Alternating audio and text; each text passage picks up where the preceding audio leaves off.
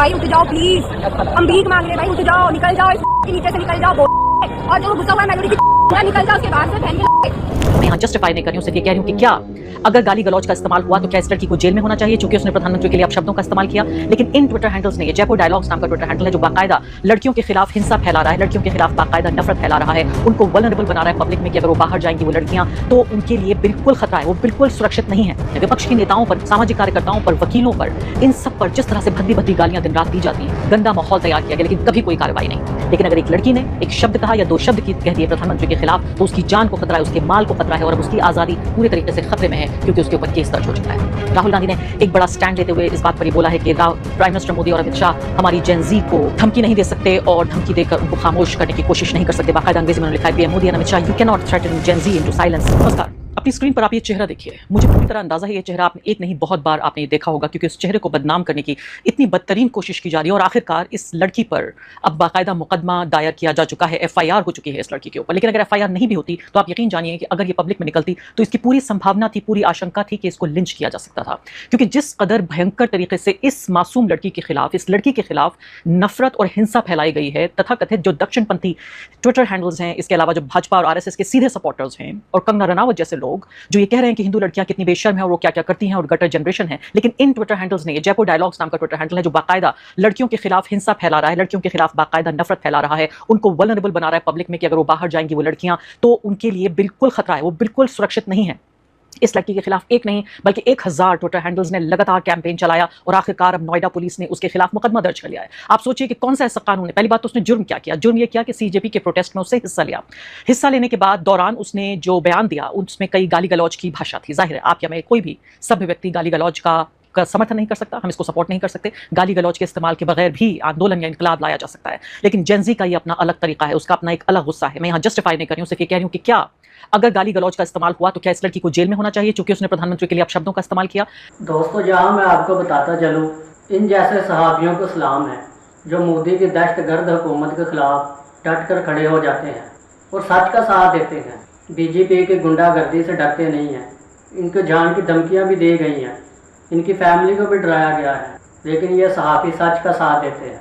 भारत में चंद ही सहाफ़ी हैं जो सच का साथ देते हैं, नहीं तो बाकी तो सब गोदी मीडिया के गुलाम हैं।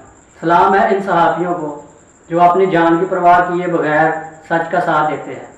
भारत का कानून ये नहीं कहता। भारत का कानून ये कहता है कि आपको, यानी मुझे ये महसूस हुआ है कि मेरी मानहानि हुई है तो मैं अदालत में जाकर केस दर्ज कर सकती हूँ, डेफेमेशन का केस। हालांकि ये भी सोचिए अंग्रेजों के जमाने का ये पूरा केस है जब अंग्रेज अपने लिए इस्तेमाल किया करते थे। अंग्रेज छोड़ गए, चले गए, ये इस तरह की कानून छोड़ गए जिसको बीएनएस के तहत और ज्यादा हमारे सामने और ज्यादा फोर्सफुल और जोरदार बनाने की कोशिश है। तो इतना तो नहीं हुआ, प्रधानमंत्री ने या उनके कार्यालय ने किसी ने मुकदमा दर्ज नहीं किया, उल्टा नोएडा की पुलिस मुकदमा दर्ज कर रही है। एफआईआर रुचिका सिंह के खिलाफ दर्ज कर ली गई है भद्दी गालियां देने के लिए, इनडिसेंट लैंग्वेज के लिए प्राइम मिनिस्टर मोदी के खिलाफ जनता मंतर प्रोटेस्ट में। और नोएडा एक्सप्रेसवे पुलिस स्टेशन जो उत्तर प्रदेश में आता है, इस लड़की के खिलाफ चूंकि उसने तथाकथित ऑब्जेक्शनेबल रिमार्क दिया था प्राइम मिनिस्टर के लिए। यानी आप ये सोचिए कि एक तरफ आप इस लड़की के खिलाफ इस तरह का मुकदमा दर्ज किया जा रहा है जिसमें पब्लिक पीस वो डिस्टर्ब कर रही है, यानी अगर वो इस तरह की भाषा का इस्तेमाल कर रही है पब्लिक पीस, और दूसरी तरफ हमारी लड़कियों के साथ इतनी बदसलूकी की गई, हमारी लड़कियों के कपड़े फाड़े गए, उनको गलत तरीके से उनको छुआ गया, उनके डंडे घुसाए गए, उनको थप्पड़ मारे गए। एक भी पुलिस वाले के खिलाफ अभी कोई ऐसा एक्शन नहीं हुआ कि उसको सस्पेंड किया गया या उसको सजा दी गई। आप मुझे ये बताइए आखिर कौन सी ऐसी विपक्ष की नेता है, कौन सी ऐसी सामाजिक कार्यकर्ता है, मेरे जैसे पत्रकार पिछले 12 सालों से जिस कदर गालियों का सामना मुझे करना पड़ा है, जिस स्तर की गालियों का सामना करना पड़ा है, न सिर्फ कि वो शब्दों में लिखी गालियां, न मुंह से बोली गालियां, बल्कि बाकायदा वीडियो फिल्म बनाकर वीडियो में रिकॉर्ड करके मुझे भेजा जाता है कि मेरे साथ क्या क्या घिनौनी हरकतें करने का कार्यक्रम बना रहे हैं ये लोग, कि चुप हो जाओ वरना ये कर देंगे, चुप हो जाओ, सरकार की आलोचना करना बंद करो, इनके बारे में बोलना बंद करो। कभी किसी ने कोई कदम उठाया? कोई एक आदमी तो दूर की बात है, कोई चिड़िया, कोई कौवा भी जेल गया आज तक? तो इन गालियों पर कोई एतराज नहीं है। विपक्ष के नेताओं पर, सामाजिक कार्यकर्ताओं पर, वकीलों पर, इन सब पर जिस तरह से भद्दी भद्दी गालियां दिन रात दी जाती हैं, हमारी वो एक्टर एक्ट्रेसेस पर जो कि सुनहरे पर्दे पर देखी गई और अगर उन्होंने एक शब्द कहा तो उनके लिए इस कदर घिनौना गंदा माहौल तैयार किया गया, लेकिन कभी कोई कार्रवाई नहीं हुई। लेकिन अगर एक लड़की ने एक शब्द कहा या दो शब्द कह दिए प्रधानमंत्री के खिलाफ तो उसकी जान को खतरा है, उसके माल को खतरा है और अब उसकी आजादी पूरे तरीके से खतरे में है क्योंकि उसके ऊपर केस दर्ज हो चुका है। तो हमारी लड़कियों की जो इज्जत है वो इज्जत नहीं है। लेकिन यहाँ पर जो इज्जत है, जो प्रधानमंत्री है, प्रधानमंत्री खुद ये नहीं कह रहे हैं कि वो डेफेमेशन फाइल कर रहे हैं, पुलिस खुद तत्पर होकर, खुद ईगर होकर अपने आप मुकदमा दर्ज कर रही है। तो स्मृति सिंह नाम की रेजिडेंट है गाजियाबाद की, जो ये कह रही है कि उन्होंने ये रजिस्टर कराया रुचिका सिंह के खिलाफ ये केस, और नोएडा के सेक्टर 168 में रहती हैं, और बीएनएस की धाराओं के तहत ये मुकदमा 2023 बीएनएस 2023 की धाराओं के तहत मुकदमा दर्ज किया गया है। साफ तौर पर ये उदाहरण बनाना चाहते हैं इस लड़की को। 20-25 साल की ये लड़की है और कोई छोटा मोटा काम करती है। उसने हिम्मत दिखाते हुए सीजेपी के प्रोटेस्ट में उसने हिस्सा लिया और अपनी मांगों को आगे रखा। उसकी भाषा शालीन हो सकती थी, साफ सुथरी भाषा हो सकती थी, लेकिन क्या इस भाषा के इस्तेमाल के लिए उसको जेल जाना चाहिए? नहीं, साफ तौर पे मैं कहूंगी नहीं। उसका इतना बड़ा अपराध नहीं है। अपराध यह है कि लोगों को बेरोजगार रखा जाए, अपराध यह है कि नीट के पर्चे लीक किए जाएं, अपराध यह है कि लोगों की जिंदगी के साथ खिलवाड़ किया जाए, अपराध यह है कि प्रोटेस्ट में उस सब के बाद जो प्रदर्शन करने पहुंचे आप तो आपके साथ बदसलूकी हो। पैलेट गन्स का और बाकायदा एक्चुअल गन्स का इस्तेमाल, बिहार में AK-47 का इस्तेमाल किया गया। अभी भी मुझे मालूम नहीं है किसी पुलिस वाले ने कोई माफी मांगी, किसी पुलिस वाले को अरेस्ट किया गया, उसके खिलाफ कोई मुकदमा हुआ, कोई जेल गया, कोई सस्पेंड हुआ, नौकरी से बर्खास्त हुआ। मुझे दुरुस्त कीजिए अगर मेरी जानकारी गलत है। राहुल गांधी ने एक बड़ा स्टैंड लेते हुए इस बात पर ये बोला है कि प्राइम मिनिस्टर मोदी और अमित शाह हमारी जेन ज़ी को धमकी नहीं दे सकते और धमकी देकर उनको खामोश करने की कोशिश नहीं कर सकते। बाकायदा अंग्रेजी में उन्होंने लिखा है, PM Modi and Amit Shah, you can not threaten Gen Z into silence. आपने पहले उनकी हड्डियां तोड़ी और उसके बाद अब उनके खिलाफ FIR आप फाइल कर रहे हैं और उनके अकाउंट सस्पेंड कर रहे हैं। पूरे दरबारी मीडिया में, पूरे गुलाम मीडिया में इस वक्त इन 2-4 लड़कियां, आप सोचिए कि कितने हजारों लाखों छात्रों ने इसमें प्रोटेस्ट किया। इसमें अगर 2-4 ऐसी लड़कियां थी या लड़के थे जिन्होंने गाली गलौज का भाषा का इस्तेमाल किया, जिन्होंने नहीं करना चाहिए था, सिर्फ उनके खिलाफ पूरी मुहिम चलाकर इस पूरे प्रोटेस्ट को बदनाम करने की कोशिश हुई है। वही लोग हैं जो 24 घंटे नहीं, 48 घंटे नहीं, 72 घंटे नहीं, इनके लब सिल गए थे जब इतना ज्यादा वायलेंस हुआ हमारे छात्रों के खिलाफ पुलिस के हाथों। तब इनके मुंह से एक शब्द नहीं निकला। लेकिन अब नई टूल किट आ गई है। वो टूल किट ये है कि आप इन लड़कियों को बदनाम करेंगे कि देखिए ये इनको, इनके खिलाफ मुकदमे दर्ज होने चाहिए। बाकायदा एक तो दरबारी मीडिया जो हमारे सरकारी चैनल पर चलता है, उनके एंकर कह रहे थे कि किसी भी सजा से ज्यादा बदतरीन सजा है इन लोगों के लिए कि इनके अकाउंट सस्पेंड कर दिया जाए। सबसे बड़ा दुख इनको तब होगा जब इनके अकाउंट सस्पेंड कर दिए जाए। किस तरह के सडिस्टिक प्लेजर लेने वाले, यानी किसी की तकलीफ में खुश होने वाले लोग हैं, किस बदतरीन चरित्र के ये लोग हैं। सोचिए आप, ये इनकी उम्र वो है कि इनके खुद के बहन भाई नहीं बल्कि इनके बच्चों की वो उम्र होगी जिनके लिए ये हिंसा भड़काने की कोशिश करें। जैसे मैंने कहा कि अगर पुलिस केस दर्ज भी नहीं होता तब भी जरूर इनकी जान को खतरा था, इनकी सुरक्षा को खतरा था। कई ऐसे केसेस हमारे सामने आ चुके हैं जिसमें कनॉट प्लेस से लेकर और उत्तर प्रदेश के कई जगहों पर इन लोगों के ऊपर हमला किया गया जो सीजेपी के प्रोटेस्टर्स थे, जिनके चेहरे मशहूर हो गए। उन पे जो ये भगवा गुंडे हैं वो उनके ऊपर आग बबूला हो रहे थे और बाकायदा उनके ऊपर शारीरिक हिंसा का इस्तेमाल किया। तो ये सब कुछ हो रहा है हमारे सामने। बाकायदा घरों में हम देख रहे हैं, वहां जाकर एक बिना वर्दी पहने हुए लोग, यानी ये पता नहीं चलता कि वो पुलिस वाले हैं या कौन है, वहां भी धमकाने की कोशिशें हो रही हैं। इस तरह के वीडियो भी वायरल हो रहे हैं।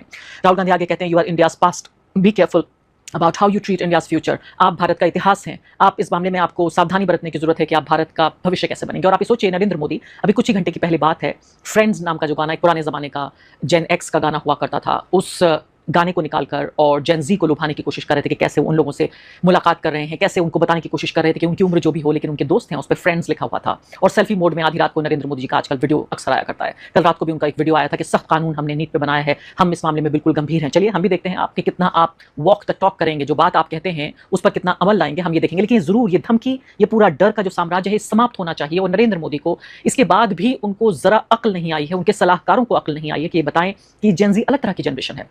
आप अभी तक जेन ज़ी को संभाल रहे थे, जेन ज़ी के बाद अब जेन अल्फा आ गया है। छोटे छोटे बच्चे, अभी तक बिहार से खबर आई, राजस्थान से खबर आई, उत्तर प्रदेश से खबर आई, अब महाराष्ट्र से खबर आ रही है, और भी कई इलाकों में जिसकी वीडियोस नहीं आ पा रहे हैं उनमें खबर आई है कि स्कूली बच्चे स्कूल में बुनियादी सुविधाओं के अभाव में नारेबाजी कर रहे हैं, प्रदर्शन कर रहे हैं, आंदोलन कर रहे हैं, मांग अपनी उठा रहे हैं, कह रहे हैं कि स्कूल तब तक चलने नहीं दिया जाएगा, तब तक टीचर नहीं आएंगे, बिजली नहीं होगी, पंखा नहीं होगा। हमारे पास लड़कियां कह रही हैं जब तक हमारे पास साफ टॉयलेट का इंतजाम नहीं होगा। सोचिए आप किस जमाने में जी रहे हैं, ये कैसा विश्व गुरु है जहां पर लड़कियों के इस्तेमाल करने के लिए साफ टॉयलेट नहीं है, शौचालय नहीं है। वो चांद पर जाने की बात नहीं कर रही है, मार्स पर जाने की बात नहीं कर रही हैं। वो ये नहीं कह रही हैं कि उनको जो पॉलिटिकल दिल्ली है अपना, वहां पर लटियंस दिल्ली में उनको कोई प्लॉट दिला दिया जाए। वो कह रही है छोटी छोटी बातें कि एक पंखा लगा दीजिए, कुर्सी साबित होनी चाहिए, एक मास्टर आ जाए पढ़ाने के लिए, एक साफ टॉयलेट दे दीजिए। तो बच्चे अपनी मांगों पर उतर आए हैं, बच्चे सड़क पर उतर आए हैं और बाकायदा प्रशासन को कदम उठाना पड़ रहा है। और इससे याद आया कि जेन ज़ी के जो प्रधानमंत्री बनते बनते बिल्कुल रह गए, वीडियो के आखिर में बताना चाहती हूँ, राघव चड्ढा, जी हाँ, जिस तरह से उन्होंने हमारे मिडिल क्लास का दिल तोड़ा, उन्हीं राघव चड्ढा का मैं जिक्र कर रही हूँ। वो ये कह रहे हैं कि रिस्क मेरा और रील तुम्हारी। बाकायदा पार्लियामेंट में खड़े होकर बोल रहे हैं आदरणीय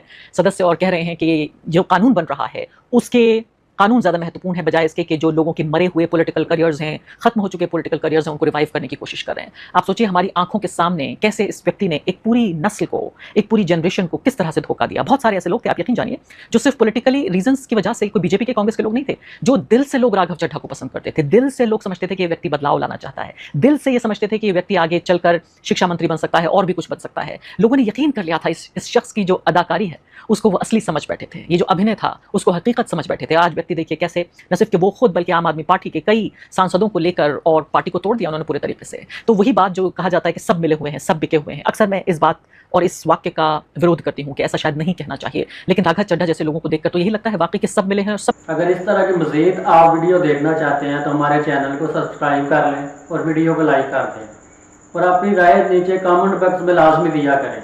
मिलते हैं किसी और अच्छे से वीडियो के साथ।